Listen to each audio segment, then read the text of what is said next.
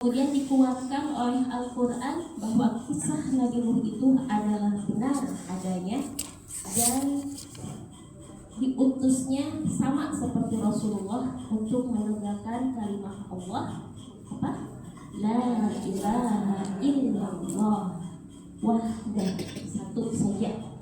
Dan pada zaman itu Rasulullah diutus kepada orang-orang yang banyak juga yang mengaku ada Allah, tetapi beribadahnya Allah dan berhala-berhalanya.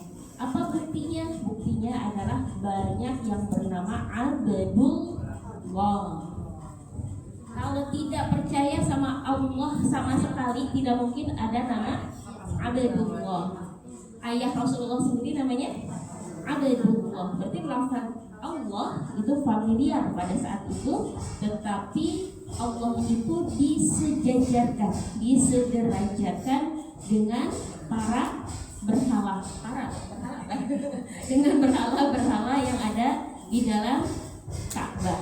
Menurut informasi sejarah, ketika Futuh Makkah, Rasulullah menurunkan atau menghancurkan 360 berhala, terdiri dari berhala besar dan berhala kecil. Kita sekarang melihat Ka'bah, isinya apa? Isinya kosong. Kalau dulu padat gitu ya. Ukurannya sama seperti itu. Nah, di ayat 46, Allah ya Nuh, ini percakapan antara seorang hamba salih namanya Nabi Nuh dengan Allah Subhanahu wa taala. Allah berfirman, Allah, ya Nuh, wahai Nuh, innahu laisa min ahlik, sesungguhnya dia bukanlah termasuk keluargamu. Kalau kita langsung mencerna di ayat 46, maksudnya apa gitu ya. Kita sedikit buka dulu halaman 226. Karena sebelumnya Nabi Nuh itu sisi kemanusiaannya muncul, merengek kepada Allah Subhanahu wa taala bahwa dia merasa kehilangan siapa? Anaknya. Sedih kehilangan anaknya dengan mengutarakan isi hatinya, Rabbi, Tuhan, inna bani min ahli, sesungguhnya anakku itu keluargaku, gitu ya. Maksudnya dia kan keluarga, kenapa tidak kau selamatkan? Tetapi dengan tawadhu'nya, merendahkan hati dan diri, wa inna wa'daka haqq. Ini contoh juga buat kita. Ketika kita merasa sedih kehilangan sesuatu, apa-apa sisi kemanusiaan kita ungkapkan, ya Allah sedih ya Allah sakit hati, ya Allah aku lemah, tapi aku percaya ini adalah yang terbaik buat aku. Jadi boleh sisi kemanusiaan kita ngeluh dulu, tetapi jangan titik. Kalau ngeluh titik seperti menyalahin Allah gitu ya, menyalahkan. Ini diakhiri dengan wa inna wa'dakal haqq, sesungguhnya janjimu itu pasti benar, dan engkau diakhiri dengan memuji Allah, ahkamul hakimin, hakim yang maha adil. Kebalikan dari adil wa zalim. Tidak mungkin Allah mendatangkan adab ke sebuah kaum atau ke seseorang kecuali dianya sendiri atau lingkungannya ya, atau menjadi ujian. Nah, ini jawaban Allah.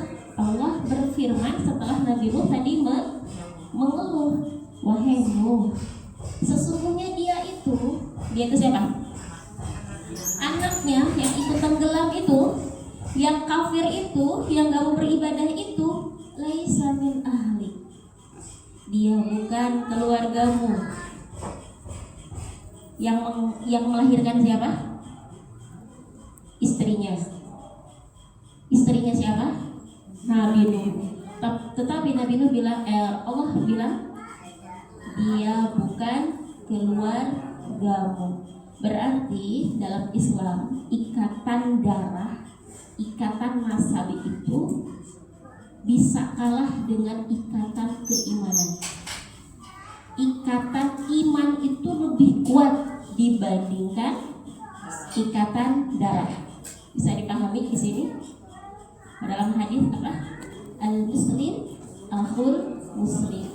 Maka mohon izin, kenapa kalau ada keluarga di sini yang sedang sakit, kita suka minta Bunda Lilis, Bunda tolong doakan dulu. Kita waktunya tambah sedikit. Kenapa? Karena beliau yang sakit, sesungguhnya kita juga merasakan sakit. Al-muslim akhul muslim. Sedangkan seorang anak dan ayah jika terputus dengan iman, maka keluarganya status keluarganya jadi putus.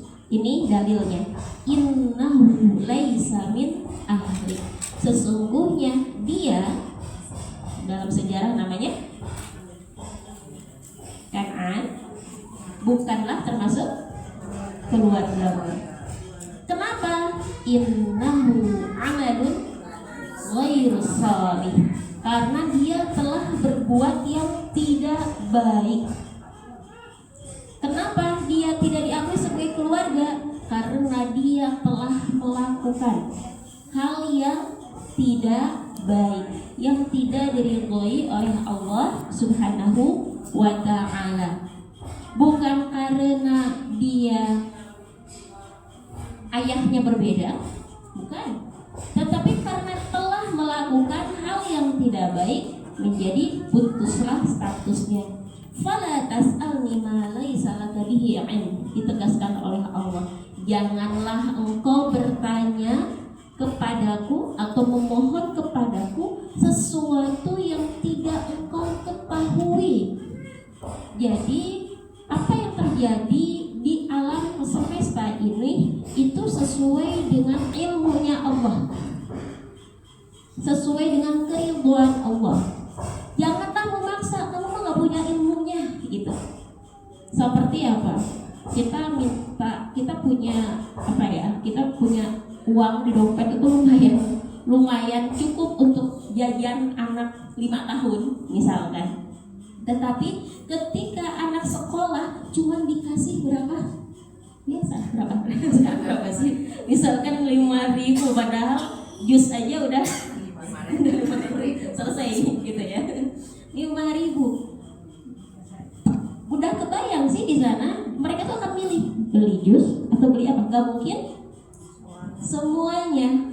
Menurut anak, kalau tidak tahu itu ilmunya, maka akan mengatakan pelit banget sih, betul nggak? Kenapa bilang pelit? Karena ada sesuatu yang dia tidak tahu, tetapi orang tua tahu lebih banyak. Itu kebaikan untuk dirinya. Itu kita sudah bisa bikin anak kita tega sama anak, betul? Allah pun ketika ini dibatasin di segi A, dibatasin segi B gitu ya, karena Allah menakdirkan itu semua dengan ilmunya, dengan pengetahuannya. Yang mana kalau seseorang menyalahkan, kenapa sih Allah menakdirkan akunya kayak gini, berarti meragukan ilmunya Allah, menyalahkan Allah. Allah tidak tahu apa-apa seolah seperti itu. Bisa jadi takdir itu misalkan orangnya udah solid, orangnya udah baik banget, tetapi kok kayak ujiannya kurang banget. Bisa jadi yang belum siap mendapatkan kebaikan itu adalah orang-orang sekelilingnya. Bisa jadi kalau rezekinya dilancarkan nih si A, dia itu pasti jadi terzalimi oleh sekelilingnya gitu. Jadi kita juga tidak bisa menyalahkan, ya Allah saya ibadah saya sudah baik, terus muncul A, B, C. Allah Maha tahu ketika kadarnya dinaikin, bagaimana orang sekelilingnya mampu enggak menghadapi orang sekelilingnya dan lain sebagainya. Jadi kita harus meyakini, oh ini porsi saya, dan porsi ini adalah porsi yang terbaik yang Allah berikan sesuai ilmunya Allah. Di sini dalilnya, fala tas'alni ma laisa laka bihi 'ilm. Dan janganlah engkau memohon sesuatu sesuatu yang tidak tidak engkau ketahui. Dilanjutkan, anni sesungguhnya aku, kata siapa? Kata Allah, a'iduka menasehatimu, antakuna, ya kalau bahasa Arab an aja, tapi kalau dalam Al-Quran antakuna minal jahilin, aku menasehatimu agar engkau tidak termasuk golongan orang-orang yang jahil.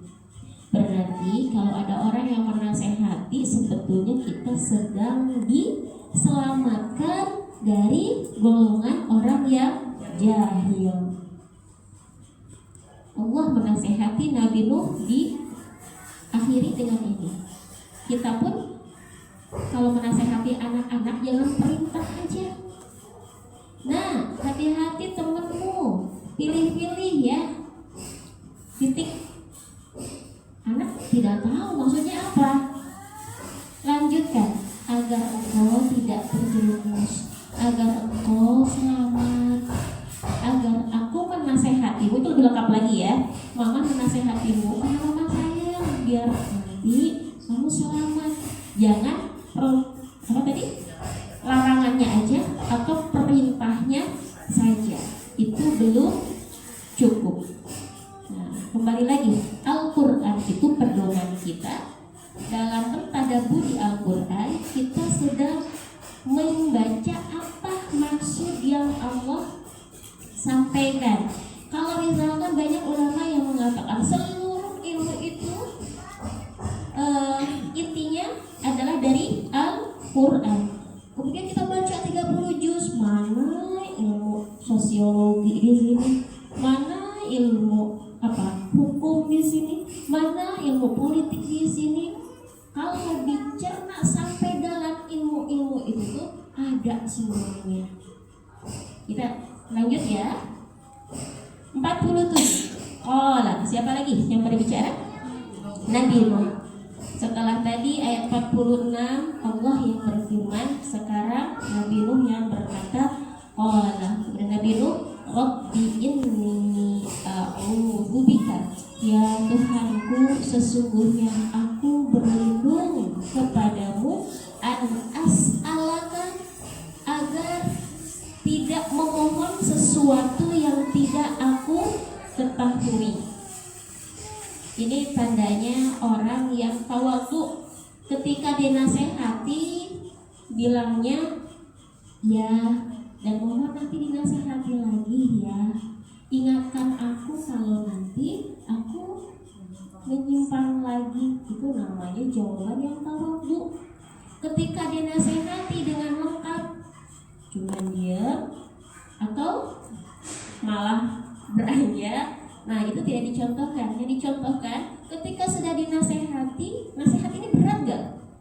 Berat gak? Bingung, lagi sedih-sedihnya, lagi sedih memohon, dijawabnya dengan dia bukan anak keluargamu, pedih banget, tetapi tetap dijawab dengan tawadhu, dijawab dengan rendah hati. Ya Tuhanku, aku berlindung kepadamu dari sesuatu atau dari permohonan yang aku tidak tahu tentang ilmunya. Wa illa, dan jika tidak di sini apa? Tidak berlindung kepadamu. Ya gimana? Maaf, belum selesai. Wa illa taghfirli, dan jika engkau tidak mengampuniku, wa tarhamni, dan engkau tidak merahmatiku, tidak mengasihaniku, aku minal khasirin, maka niscaya aku termasuk orang-orang yang rugi. Kenapa rugi? Tadi sudah dakwah 950 tahun, sudah bikin sudah selamat dari banjir apa sebesar itu ya. Lebih banjir bandang ya. Ya, sudah selamat, tetapi kalau dengan keluhan tadi membuat Allah murka, maka rugi besar.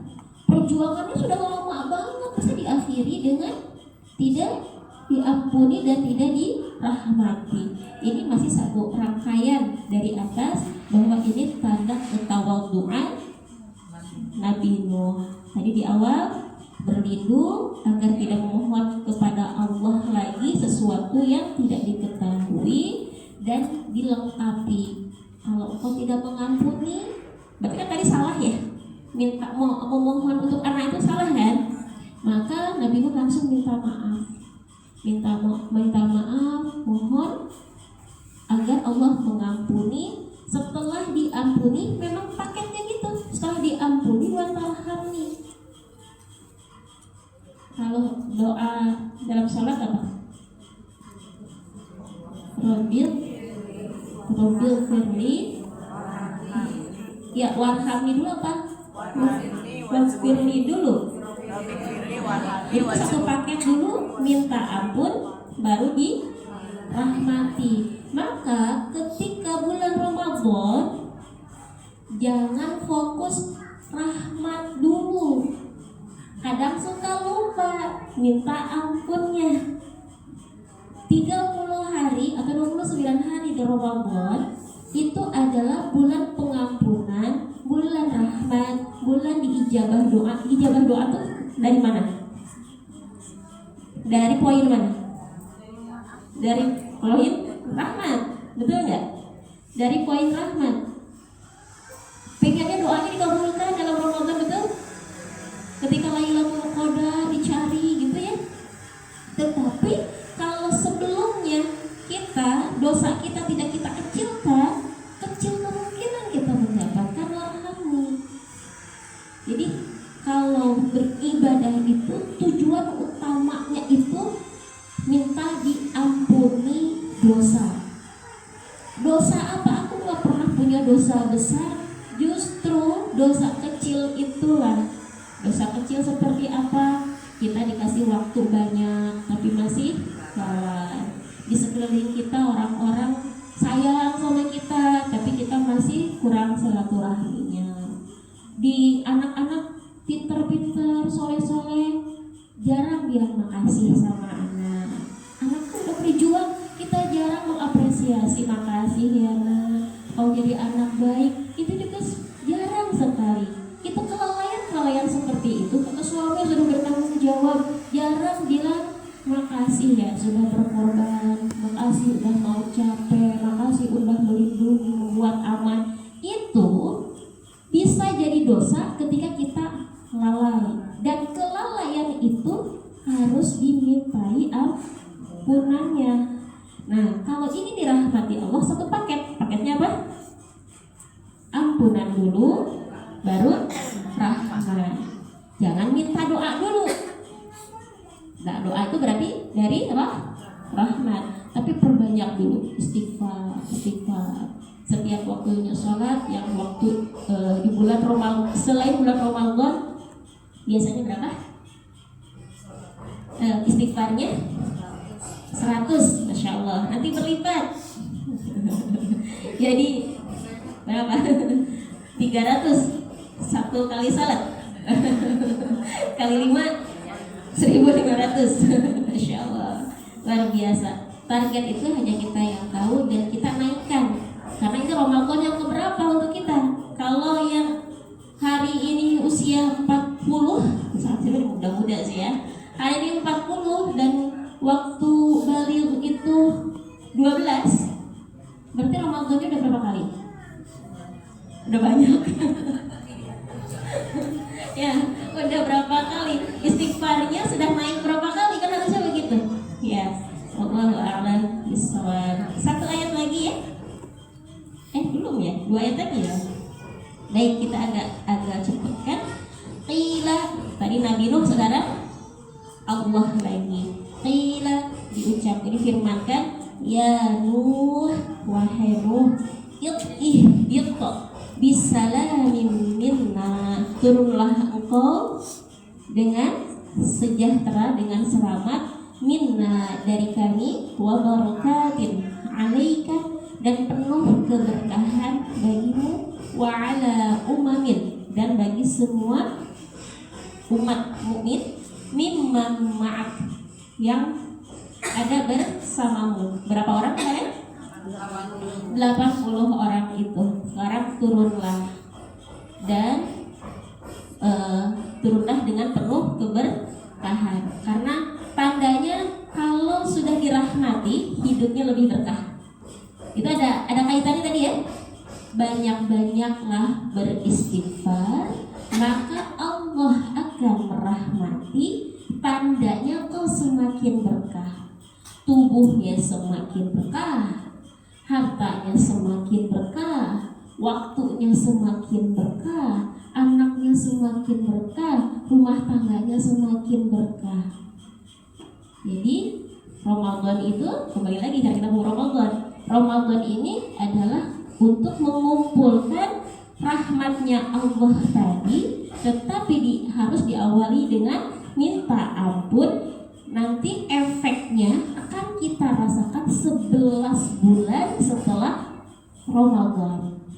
Sudah siap? Insyaallah. Masya Allah. Wa umamun. Nah ini dikasih wahyu lagi.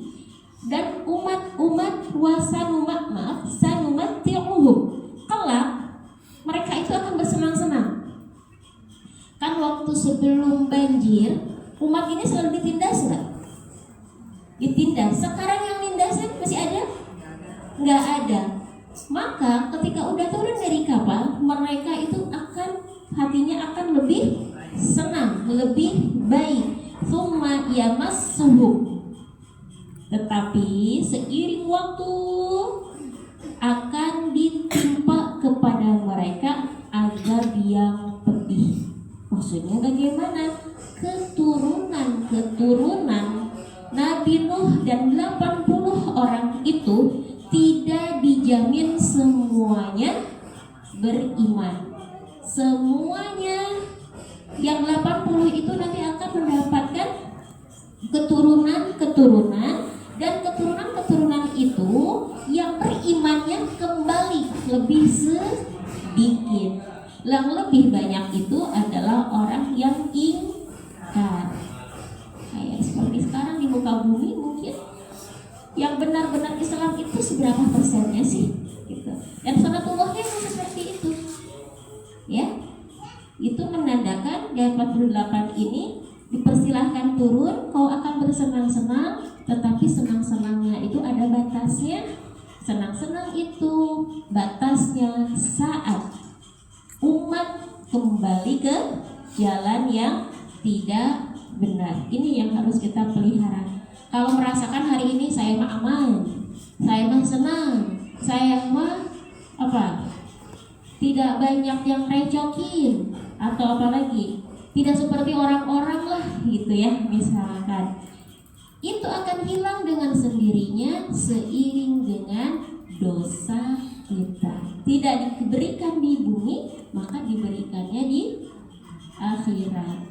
Artinya tidak ada keuntungan bagi orang-orang pelaku dosa. Satu ayat lagi sebelum ayat. Tilka min amba'il ghaibi nuhiha ilaik. 49 ini menyeru kepada Nabi Muhammad. Karena kisah Nabi Nuh tadi sebetulnya ditujukan untuk kaum Nabi Muhammad. Kata Allah, kisah tadi, berita tadi adalah berita ghaib. Berita ghaib, sesuatu yang tidak kita lihat itu ghaib bukan? Ghaib. Tadi bagaimana? Ini adalah berita ghaib, nuhiha, yang kami wahyukan berita ini ilaika kepadamu. Kepadamu siapa? Nabi Muhammad. Ma kunta ta'lamuha anta wala qaumuka min qabli hadza. Tidak pernah ada berita ini, pengetahuan ini, informasi ini dari kamu dan dari kaummu sebelum wahyu ini. Jadi sebelum turunnya Quran, berita ini tidak ada. Tidak ada. Kalau referensi itu apa ya? Kalau bikin buku kan referensi A, B, C, ini nggak ada. Murni dari langit, dari Allah. Ini kunci dari kita. Fasbir, maka sabarlah. Fasbir, maka sabarlah. Innal aqibata, sesungguhnya yang baik itu lil muttaqin, bagi orang yang bertakwa. Akhir kesenangan, akhir kebahagiaan yang memilikinya itu hanya orang bertakwa. Orang tidak bertakwa bisa saja hari ini lebih senang daripada kita, tetapi nanti di akhirnya mereka dijamin tidak senang. Yang memiliki kesenangan itu murni milik orang bertakwa, karena yang hanya orang bertakwalah yang bisa memasuki surganya Allah yang terdapat 99 rahmat. Allah memiliki 100 rahmat. Innalillahi rahmatan mi'atan, rahmat 101 yang diturunkan ke bumi dibagi-bagi, dan 99 Allah simpan untuk orang yang bertakwa di surganya. Ya, insya Allah nanti di Sahih Bukhari hadis itu muncul. Nah, tapi di sini ada kunci. Kuncinya apa? Fasbir. Yang bisa terus istiqomah menjadi orang bertakwa adalah sabar. Datang ke sini perlu sabar nggak, Bu? Sabar. Nahan amarah harus sabar. Harus sabar. Berbelanja harus sabar. Harus sabar.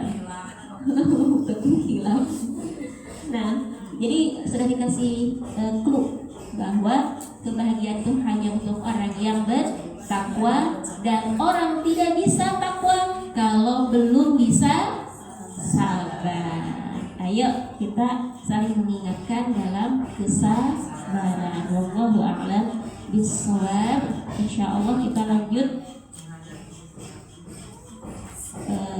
kisah Ad ya. Kisah kaum Ad. Kalau boleh sih ini di Ramadan aja, boleh nggak? Karena besok kan tinggal 1 kali. Ini terputus lagi nih. Alasan aja katanya. Nanti besok khawatirnya ada yang perlu kita persiapkan untuk hari Kamis gitu ya. Jadi izin untuk hari Rabu besok ke kita saja, atau serahkan ke Bunda.